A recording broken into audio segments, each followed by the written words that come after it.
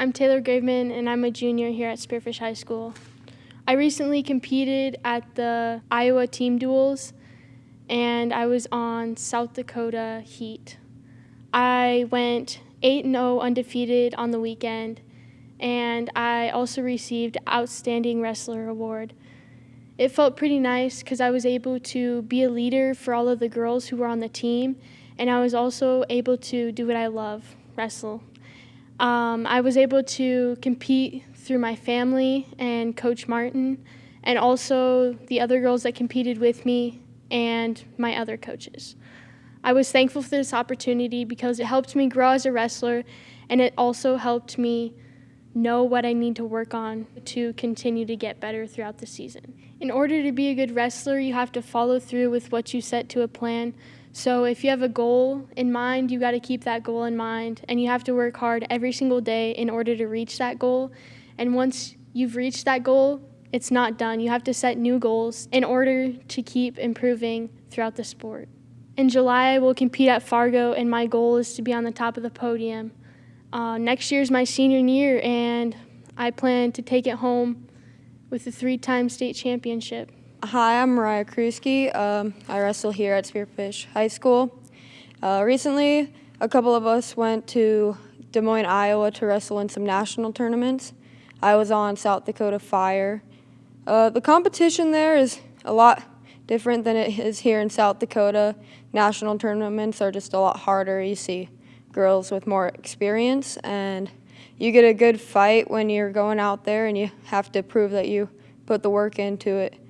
And with that work, you just have to put time off the mat as well as on the mat, and you just have to make sure you're mentally prepared and just physically prepared to go out there and do what you have to do to destroy the competition. I'm going to Utah here in a couple weeks to wrestle for a qualifier for Fargo, and then I'm going with Team South Dakota to Orlando to wrestle in the national duels they have there. And then I'm going to go to Fargo and try my hardest there and try to come out with some wins and maybe get another All-American under my belt. And as far as next season, I'm just hoping to get some more work in and put some harder work in and get that state title back. Joel Martin, one of the high school coaches for Spearfish High School. We took Taylor and Maraia over to the Twin Rivers National High School Duels for girls over in Des Moines, Iowa a couple weeks ago, and they did very well. There was 2 South Dakota teams. I believe Taylor was on South Dakota Heat and Maraia was on South Dakota Fire. I helped the South Dakota Fire team. You know, we did pretty good. I think the first day we went 1-4 in duels, but we were in a couple of the duels. We were really close. Then the second day we got put in they call it the developmental pool, but won all 3 of our duels against Iowa teams. These are kind of all-star teams that got put together.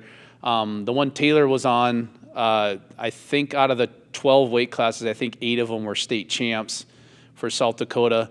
And the team that Maraia was on, a lot of them were second place runner-up or high finishers. So we had some good caliber of wrestling. I believe there was 24, 25 teams there. You know, we had girls from Tennessee.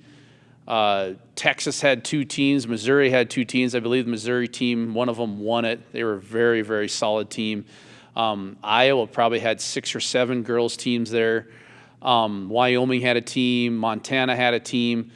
So our girls got to see some national level competition, which, you know, was always nice to see other styles. And of course, this time of year, you know, you're just wrestling to get better.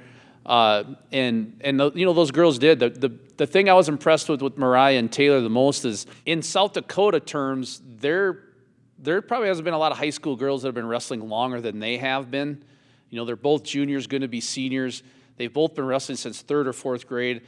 Of all the girls that wrestle in our state right now, I don't think there's any girls that have been wrestling longer than they have been as far as terms of years.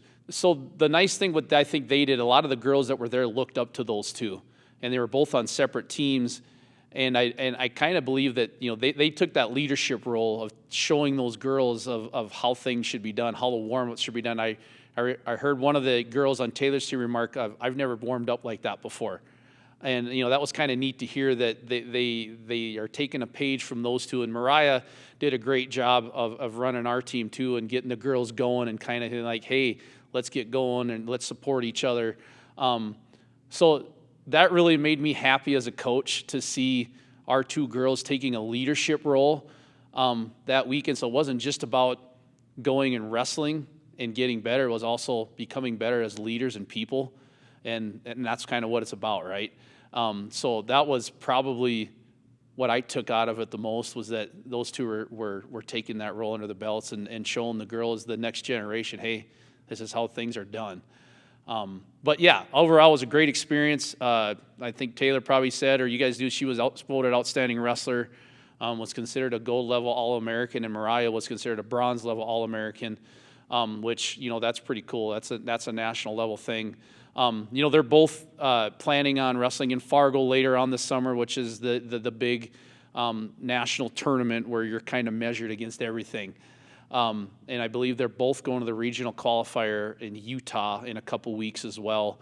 And that's basically like for seeding purposes. You can go into Fargo just signing up, but if you want to get seeded and you have to go to one of those regional qualifiers. And then, of course, some camps and stuff coming up for them all summer. They'll both be busy this summer, which is great. And we'll have a couple of our other girls doing that stuff as well. So, overall, they're just training for the next season. And, yeah, they both want to hang one more banner up on the wall and put another year up there. And they're, like I said, they're showing that leadership even to our girls in Spearfish by going, hey, you have to do the things in the off season to get better for the in season.